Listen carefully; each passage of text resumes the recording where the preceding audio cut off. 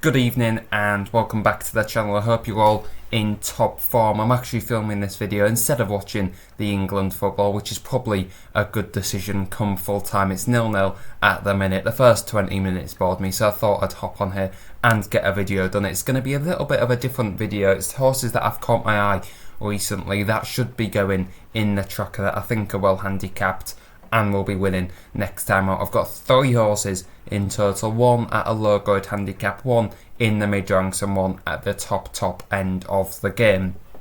And we'll start off with the one at the lower level. It's called Indication Rocket, trained by Rebecca Menzies, and I'll have an interview with her coming very soon, so I will be questioning her about this horse, who was quite expensive as a yearling and then was sold on for cheaper. Dandyman Gelding didn't do much as a 2-year-old early days, but has progressed well. Was stepped up to a mile at Redcar when he finished 4th off a mark of 55, got no run at all, was beaten just over 2.5 lengths and was very unlucky. Paul Mullen could just never get a gap out, and when he did, the horse flew home to finish 4th, nearly got 3rd, and was very good at Newcastle. Travelled so well into the race when stepped up to 1 mile 2 furlongs. Probably didn't like being out in front. Graham Lee was travelling so well to a furlong out, and a horse just got the run up the favoured rail. It was an Andrew Baldwin horse who'd made the trip up to Newcastle, had stepped up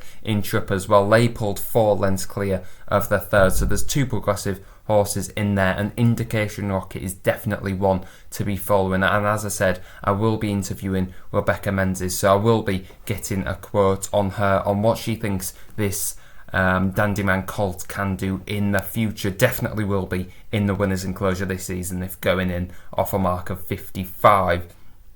Second one is 3 Yorkshiremen, who finished again like Indication Rocket, finished 4th. This was at Chester this time, and it's another 2-year-old, and this horse is some specimen for a 2-year-old. Finished 3rd at Chester behind Frank Ness, who has won since, then ran in the big sales race at York behind Desert Order. The form of that race has worked out to be pretty solid, and this horse was definitely the paddock pick. It was drawn stall 17, Jamie Spencer rode him, and he was just drawn on the wrong side and could never really get involved, never got a smooth run through as well. After that, finished 3rd at Thirsk behind Electric Eyes, who has gone on to finish 2nd in a Group 2 since. The second, Spirit of Applause, has also won very impressively since. This horse, 3 Yorkshiremen, finished 3rd. That was on soft ground, which didn't fully suit, I don't think. Ran at Chester off a mark of 77, the same mark that it was beaten off in the handicap, or low rating it had when it ran in the novice, or as I should say, ran off 77 at Chester. You've got to be